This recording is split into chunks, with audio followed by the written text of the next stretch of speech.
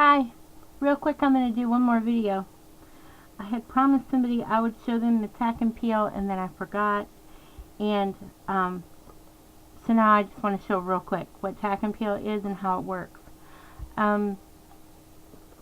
This is my tack and peel. This is what tack and peel looks like at the store. When you go to find it, this is what you want to be looking for.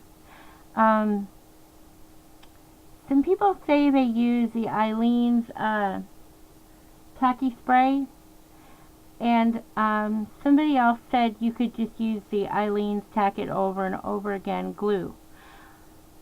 But this is what I use. So I don't know if those other two things would work. The tacky spray I think would probably work because it works great on your cameo mats, but it doesn't last very long. This lasts forever. I mean literally forever. Unless you break whatever you have it on, which I did, it lasts forever. So the first time I used this, I used it on one of these and it worked so good. You just put it across the grid, but I broke it at a crop. It broke in the bag, and so I decided I didn't want to do that again. So you just cut this with your make sure you use like your Tim Holtz scissors so that you can clean them off easy, and just make it however big you want. It doesn't have to cover whatever it is, the whole thing. It doesn't have to. You could really probably use half, but if you have a lot of big stamps, then you want to make sure you use most of it. So that's that part of it. I put mine on an old Sizzix case because I love these old Sizzix cases. I reuse them whenever I can, and I have hundreds of them. Anywhere from the big red size, the yellow, the green, I have hundreds of them. So I like to try to reuse them whenever I can. So you peel it off and you put it on here, and that's that. Okay. So you can use it for storage. That's one reason why I like the Sizzix cases. So here you go, and you peel the acetate off. Sorry guys, I already went to bed. I was so tired, and then I got a PM, and she said she was going to go into town, and would I show her this. So I'm doing it real quick. Pull the acetate off. You have to save the acetate, unless you just have bunches of it laying around real thin. Okay, so that's that. I have to find something to stamp on. Hold on.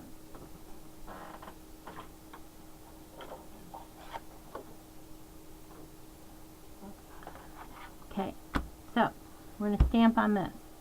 And we're going to use this little windmill stamp. Isn't that cute? Oh, so adorable. And just kind of poke it on. And this is going to stick to anything you put on it, so be careful what you put on it. You don't want to get paper on it at all. I mean, the least you could, you don't want to. Ink her up.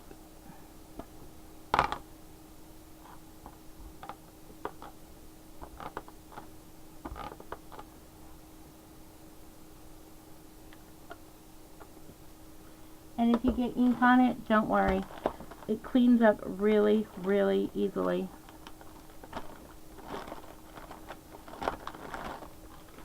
Just wipe it off. And then stamp. So simple. Just like any other stamp pad. Whoops. And there you go. Easy. And then to clean it off, you just take your baby wipe. Clean your stamp off while it's on here, just like you do any other one.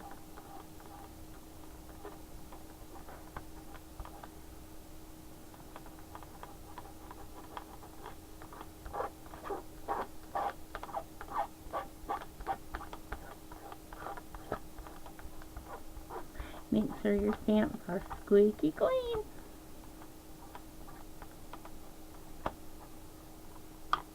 Pull your stamp off, and then see where the ink is? Can you see where I got the ink on it? We'll just wipe it off, and the ink comes pretty well much right off. And that's it. Now, if you get paper on it, you really want to get the paper off, because it will just dry on and harden up, and that's not good. Get that off. There you go. And then just let it air dry.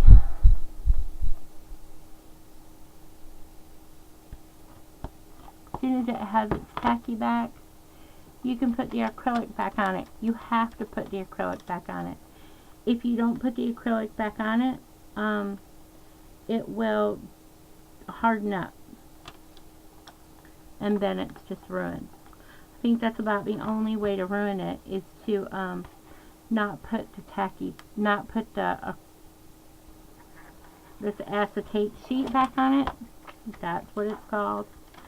That would be the only way to ruin this, is if you just didn't take care of it and you left it sit out without this on it. Nope. I do not have it on there right.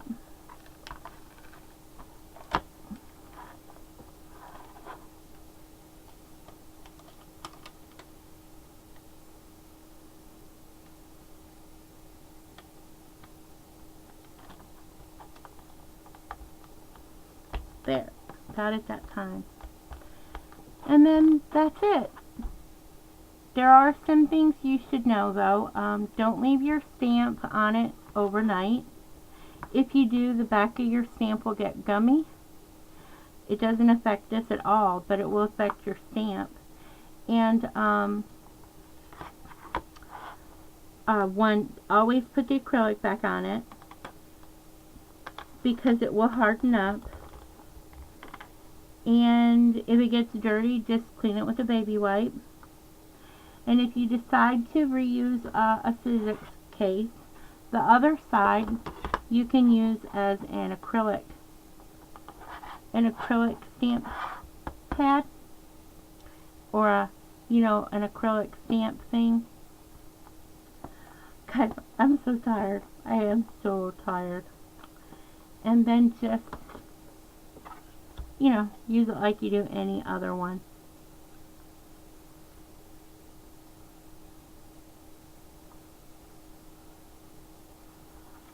And that's it. That's all she wrote. And then just put your junk back in it. Put your rubber band back on it, and you're good to travel with it. That's it. I hope I gave you some information you didn't already have, and it's something you can use. And don't forget, this is what it looks like. It costs,